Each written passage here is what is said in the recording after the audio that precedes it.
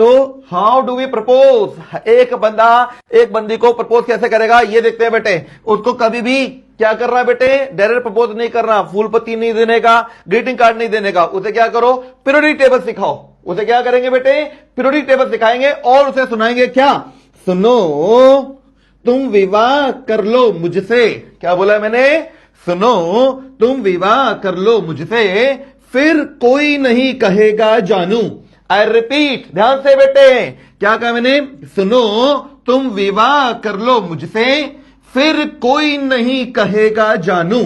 तो मुझको लगता है ये लाइन भी याद हो जाएगी, बल्कि आपको लिख लिख के प्रैक्टिस नहीं करना ही, दिल पे छप जाएगी बेटे, याद हो जाना चाहिए एक बार सुनकर ही।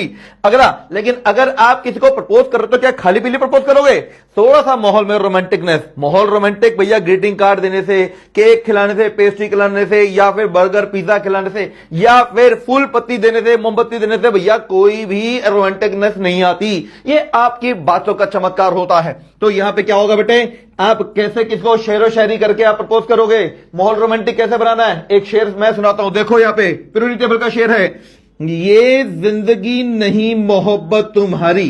क्या बोला मैंने बेटे, ये जिंदगी नहीं मोहब्बत तुम्हारी, रो रो कर पुकारेगी आज चांदनी।